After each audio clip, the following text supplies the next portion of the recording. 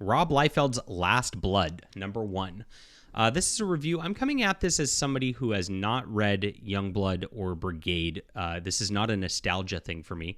I do like Rob Liefeld. I like his art overall. I think it's just fun and action packed. It's fun. And I've enjoyed some of his stuff. I've read his X-Force stuff and New Mutants and some things like that back in the day. But I just never read the Image stuff. I don't know why. Probably because there's not a collected edition of it. And so if Rob is watching this, please put out collected editions of Youngblood and Brigade so I can catch up on this and kind of figure out what's going on.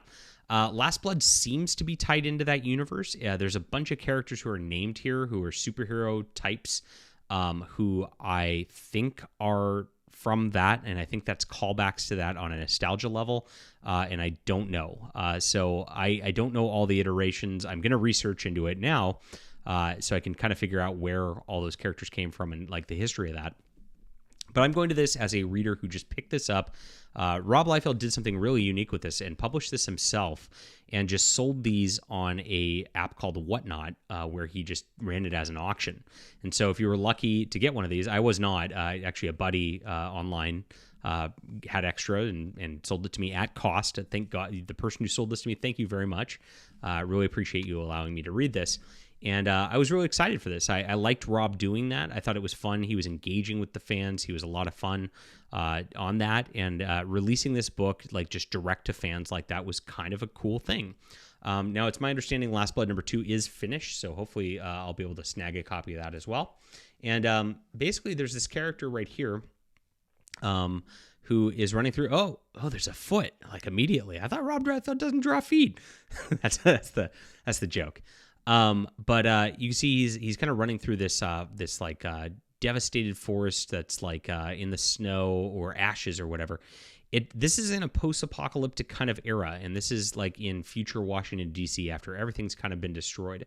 And the story of this is he's found that there's a bunch of superheroes that are kind of held in like a suspended animation thing here, and he's trying to liberate them to like bring about some kind of like war here, and probably fight back and start a resistance. So you see like just knock down, drag out action, and that's what you expect. This is exactly what I expected from a Rob Liefeld book. It kind of feels like X-Force did back in the day, like at least for the ones that I've read back then, and it gave me that same sort of vibe, which is fantastic.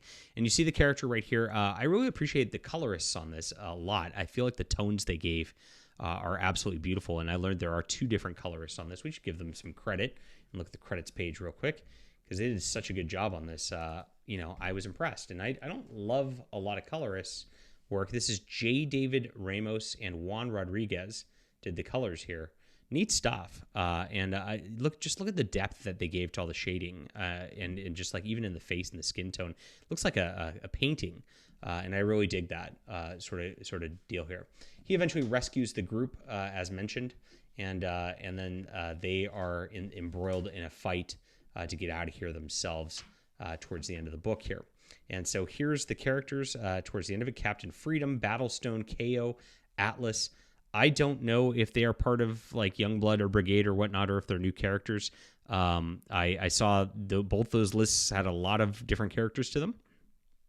And then they come out of this situation to set up for an issue 2 also. So I'm looking forward to seeing where this story goes, and I think that I'll just leave it here because I think Rob Liefeld really posted that he didn't want a lot of spoilers shown on this, and so this is about halfway through the book, as you can see from the staples right here, and it's enjoyable. I mean, Rob Liefeld's art looks like Rob Liefeld's art. It feels like a Rob Liefeld story.